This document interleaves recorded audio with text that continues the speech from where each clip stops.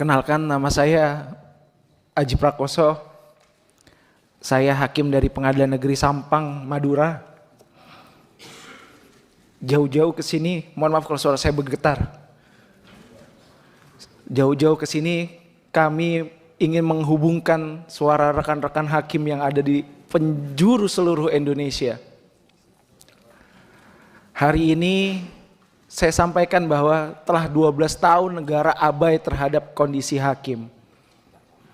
Tidak hanya bicara soal kesejahteraan yang terabaikan, ada juga hak-hak lain yang tidak dipenuhi oleh negara. Salah satunya adalah hak keamanan, hak atas jaminan keamanan. Tadi sudah banyak dijelaskan oleh rekan kami, rekan Rangga, rekan Jusran Bapak. Saya menambahkan bahwa kondisi hakim hari ini, ekonominya berada di ujung tanduk. Berada ditugaskan di penjuru-penjuru Indonesia. Bukan kami tidak suka terhadap hal tersebut. Bukan kami meminggirkan hal tersebut, tidak. Sejak kami dilantik di awal, kami bersedia untuk ditempatkan di seluruh penjuru Indonesia. Menjadi pintu gerbang terakhir untuk memberikan rasa keadilan kepada masyarakat.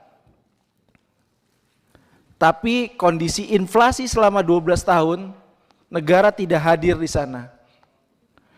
Saya menyampaikan Bapak kondisi teman-teman, saya ambil contoh saja, ada rekan saya Ervan, berada di Kepulauan Buru, Maluku, rumahnya, home base-nya ada di Gresik, Jawa Timur. Dengan membawa istri dan 2 orang anak untuk pulang kampung saja mungkin harus menahan diri 3-4 tahun. Begitupun saya. Sebelum di Madura saya ditugaskan di salah satu kabupaten di Provinsi Jambi, di Tanjung Jabung Timur. Orang tua istri saya meninggal, Pak. Kami tidak bisa hadir di pemakamannya. Dan ini tidak cerita saya saja. Ini cerita rekan-rekan saya yang lain juga seperti ini. Memang di dalam persidangan kami sering disampaikan, saudara yang mulia, pimpinan majelis hakim yang mulia. Tapi pada prinsipnya kami juga seorang manusia biasa.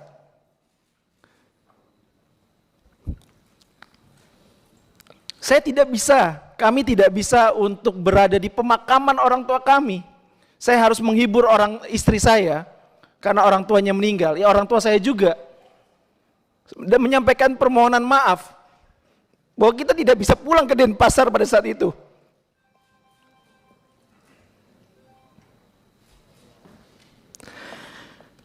Dan ini tidak sedikit yang dirasakan oleh rekan-rekan hakim. Tidak sedikit yang harus berpisah. Akhirnya bercerai dengan pasangannya karena persoalan ekonomi ini. Mungkin yang masyarakat tahu, gaji di atas 10 juta itu sudah sangat besar. Tapi bagaimana dengan, kami sadar ekonomi masyarakat juga tidak sedang baik-baik. Kami tidak ingin minta menjadi kaya raya, tidak. Tidak sama sekali kami tidak minta kaya raya, tidak. Bahkan dari naskah kebijakan yang kami ajukan, draft perubahan peraturan pemerintah nomor 94 tahun 2012, kami hanya meminta besaran kenaikan 142%.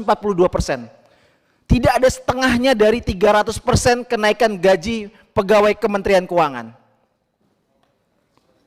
Padahal ancaman terhadap keamanan kami, ancaman terhadap jiwa kami, jiwa keluarga kami itu nyata di depan mata. Saya pernah menangani perkara pembunuhan, bolak-balik rumah diintai, posisi saya harus nginap di kantor karena harus mendraft putusan.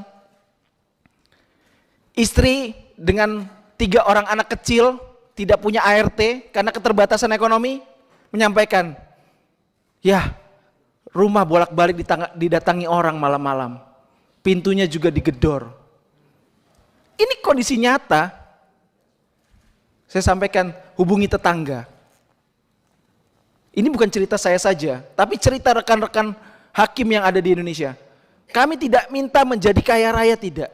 Tapi kami minta negara hadir. Makanya ketika Pak Prabowo dalam beberapa kesempatan, Bapak Presiden terpilih yang terhormat, dalam berbagai kesempatan menyampaikan akan memperhatikan kesejahteraan hakim, ini bagaikan oase di padang gurun. Bagaikan tetesan embun di tengah kekeringan. Insya Allah apa yang kami sampaikan ini, kami yakin akan direspon positif oleh Bapak Prabowo Subianto. Dan akan disampaikan oleh bapak-bapak anggota dewan yang terhormat. Ini kondisi yang nyata, jaminan keamanan negara terhadap hakim tidak ada. Kemudian kesejahteraannya 12 tahun terpinggirkan. Hakim itu di sebuah pengadilan adalah core bisnis utama. Tanpa adanya hakim, pengadilan bisa bubar.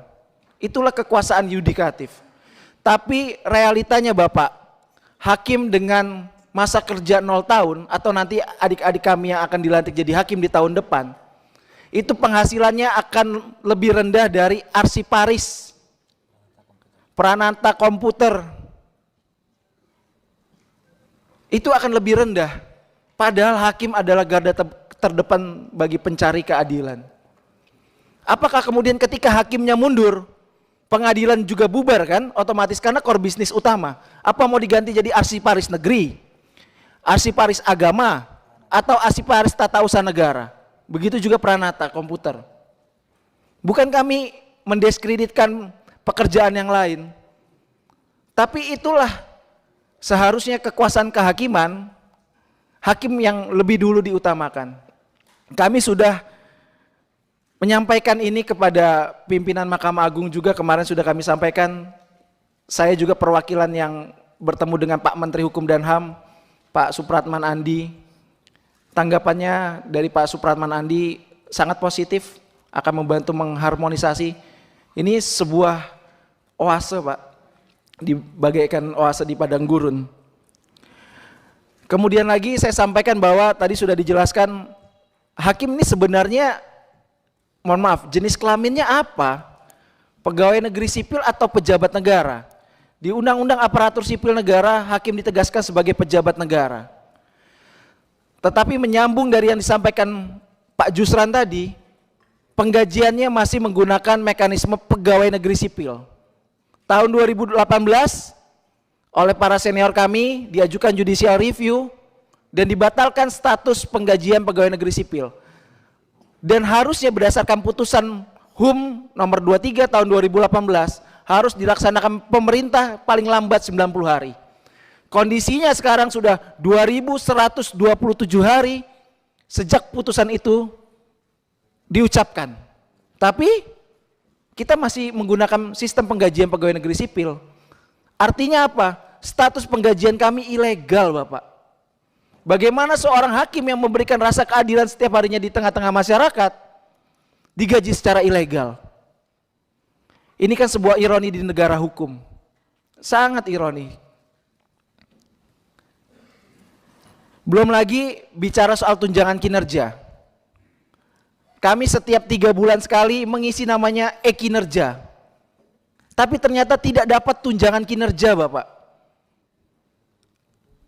Alasannya karena pejabat negara. Tapi toh Bu Menteri Keuangan dapat tunjangan kinerja. Atau menteri-menteri yang lain. Ngisi e-kinerja tapi tidak dapat tunjangan kinerja. Sungguh sangat ironis sekali. Kalau Bapak Prof Dasko mungkin ke daerah, Pak Adis Kadir ke daerah, Pak Cucun ke daerah, atau bapak-bapak ibu anggota dewan lain ke daerah, pasti ketika ke pengadilan khususnya, pasti ini yang akan sama jeritan hatinya. Kalaupun ini dibuka secara Zoom, pasti akan banyak pertanyaan atau keluh kesah yang disampaikan. Karena pada sejatinya wakil Tuhan hanyalah di persidangan saja. Di sini kami tetap masyarakat biasa yang butuh pertolongan dari para wakil-wakil rakyat kami. Semoga aspirasi kami menjadi didengar dan direalisasikan. Itu saja.